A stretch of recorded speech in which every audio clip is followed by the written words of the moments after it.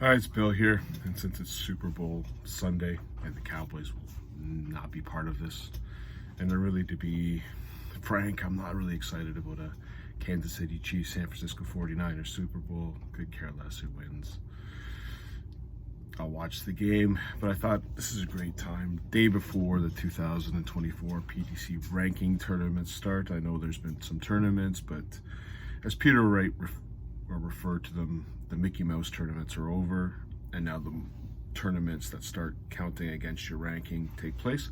I thought it'd be a good time to do a couple videos. So I'm going to do a video on players who I believe are going to lose their tour cards. That's what this one's going to be about, based on performance and based on, I've done a little bit of running stats and math to figure out what I think the new 64 target will be.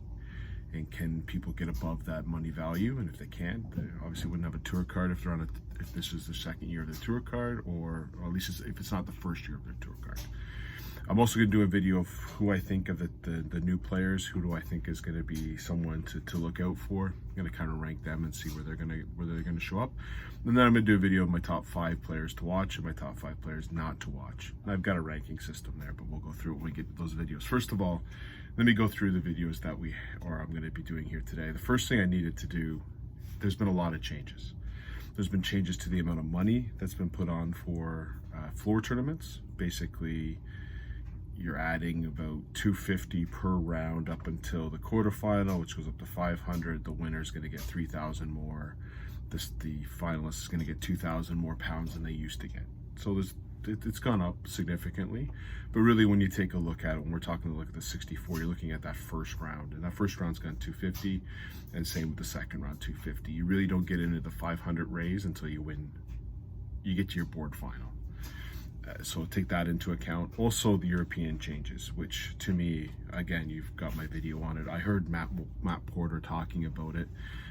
Really appreciate the online darts. If you don't watch them, Phil Bars does a fantastic job with the interviews, with everything. It's a really great pod show that they run on Monday afternoons in Canada, but Monday night, I guess, in Britain. But did a fantastic interview with Matt Porter. And Matt Porter's explaining the European rules, and he's just yipping and yapping, really. He's just not making much sense. He didn't tell it like it is. I hate that. There's nothing worse than being asked the question and then kind of just going, well, it's a lot of complaining and a lot of people don't get it. No, we get it. You want Peter Wright and Nathan Aspinall in all the tournaments. Completely understand that, but you didn't say that. That's the reason why you did it. Let's not be an idiot. If Nathan Aspinall or Peter Wright were in the top 16 Pro Order Tour merit, we're not having this discussion. We just aren't. So knock it off. Like, just answer the question. What Matt Porter's failed to realize, and what I've realized, because I've got a brain in my head. Again, the easy way to do this was to take the 24 ranked Pro Order Tour merit. 24. Go 1 to 24. 16 start on the Saturday. 8 have to play on the Friday. And you would still have Peter Wright and Nathan Aspinall in the tournament, and it would force them to go into ranking tournaments. And I've already gotten into a spiel on that. It makes no sense. Anyways, what that's done is completed. So 24, what used to be 24 qualifiers is now down to 10. And let's face facts, the way Luke Littler's playing, if Luke Littler shows up for a qualifier, it's probably down to 9. So what you've done is you've taken that money. Now, what Matt Porter didn't realize, and what I did, was calculate what that money across the bottom players, meaning the people not in the top 32 of either top 16 of the Order of Merit and top 16 of the Pro Tour Order of Merit. What does that mean for them? Now, I get it. If you get asked to be, or you qualified for the tournament, you don't win, you don't get any ranking money. Fantastic. But that ranking money doesn't go to anyone else. The qualifiers automatically get it. So if you had 24 qualifiers and now you're down to 10, let's see what that means in terms of first round. First round money, that means 227,500 pounds has been taken away from the bottom. If you had 24 qualifiers, and if they don't win, they get 1,250. That goes on to the rankings because they won the qualifier. And even if they lose in the first round at the European Tour, they have 1,250 ranking points or money. That 24 now shrink to 10. And so, yes, they have a chance of winning the first round, the second round. They do. But you've just taken away the amount of spots. So what does that do for overall money? I'm going to take the $227,000 from the pool that'll be fighting for the tour cards, and I'm going to wipe that out. Because that's gone. That is history and gone. Okay. Now, the Pro Tours have now added in the money. So I took that into account. From last year, the top 64, the 64th player, Ricky Evans, got $17,500. Based on the amount of money that they've put into that, I've changed that. So I've gone up to $23,250 is the minimum required to qualify for the Players' Championship. Also on the European Tour, I think the number's going to go down. Chris Dobie, I believe, was the last player at 16.5. Now with the minus, I think, and the fact that players they'll get money, but they won't get it on their rankings, I think that number comes down quite a bit. I'm going to think it's about 15,000. I just did a little calculations, just using a little bit of stats, and really it came to 14,962 something, but I rounded up. So $15,000, I think, will be the minimum for the top 32.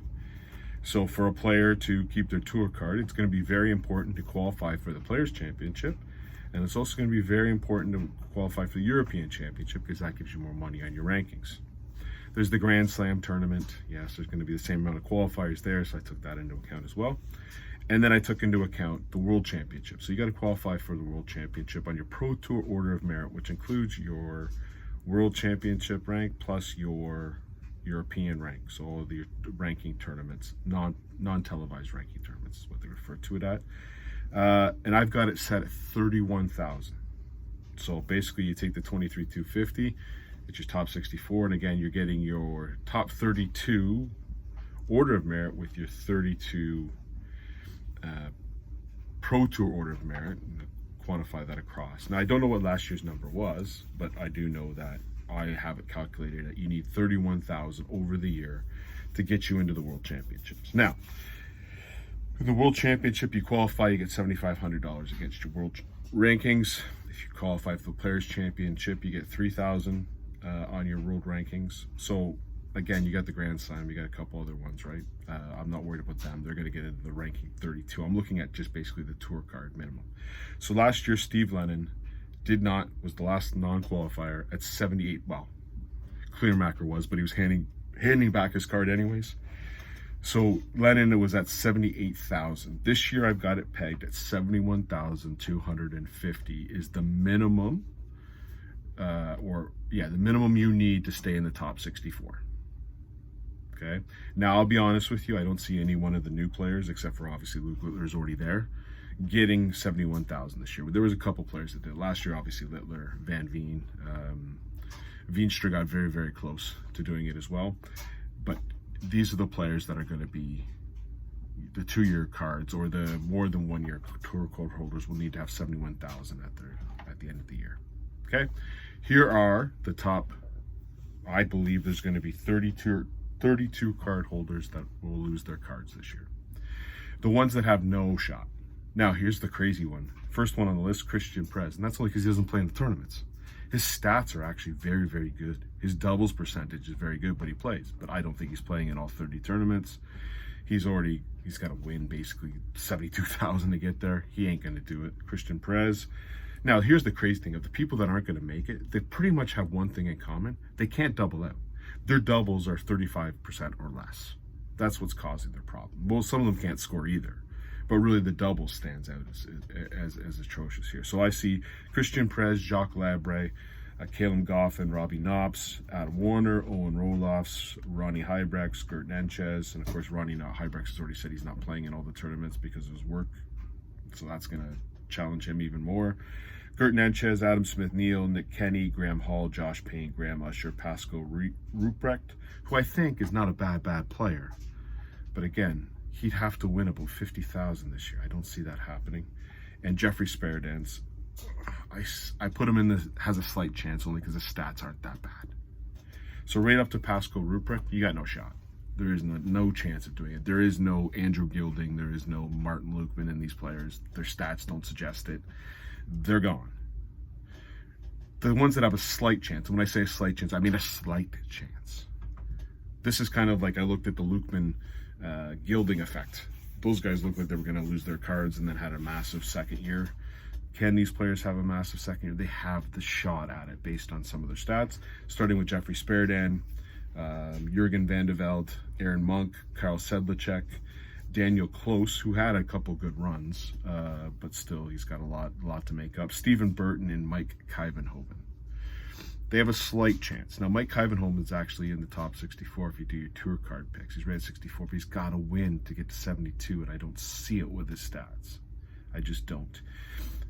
Again, Daniel Close, a little bit of a burner in a couple of tournaments where he got on a heater, and then nothing. I love Carl Sedlacek's game. I do.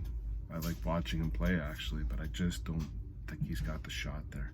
Now, here's some big names that I think will be gone as well. So, they're big names, and I don't even think they've got a shot at it, to be honest with you. So here are the names. Vincent van der Voort. Can you believe it? Vincent van der Voort has no, to me, he's gone. Mervyn King.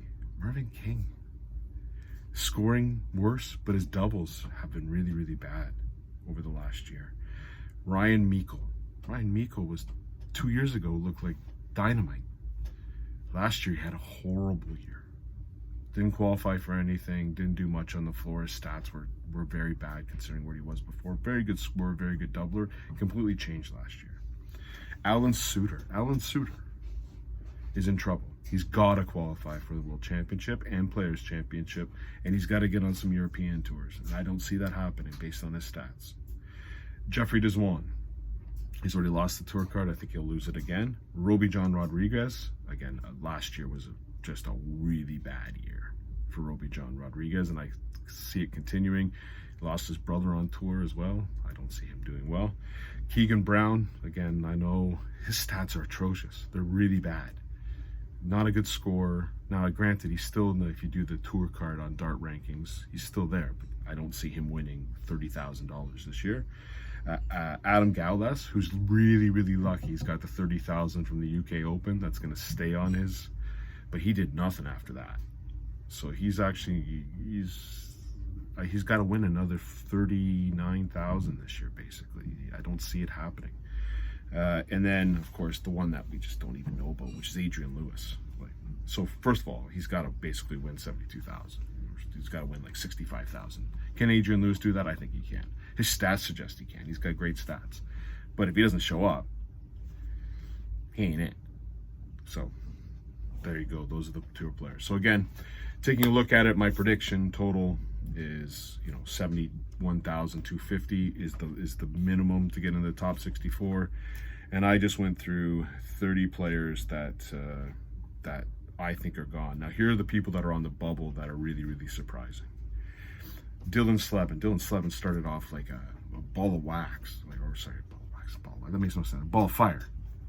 He just started out beautifully, but his throw is just a lot of movement in that throw, and his consistency went away, and his doubles just nosedived at the end of the year. I think he's got enough money to get there. He basically has to win about 21,000 to get his tour card based on my stats. I think he's got enough opportunity. Think about that. He's got to win basically 13 first rounds out of 30 to get that 21,000. If he qualifies for a European, then he's there. We'll see how that goes.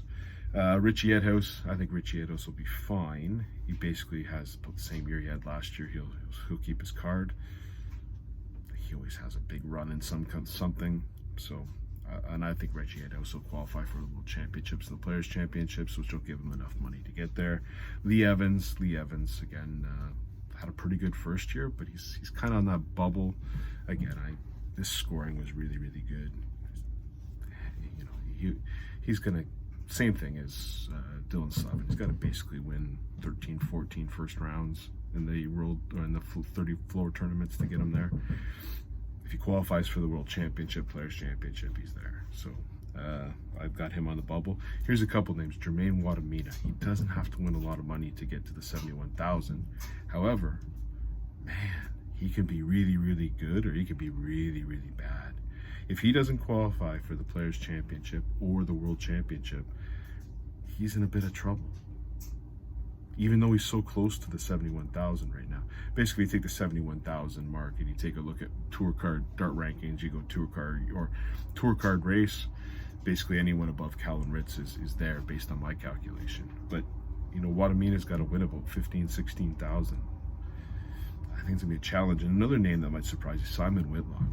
I mean, he had a great first run in the first couple tournaments. I think him and Jamie Hughes got to finals, and that basically barely qualified him for the World Championship and the Players Championship, that first run. Does he have another run like that in him? I don't think so. He lost in the first round quite a bit.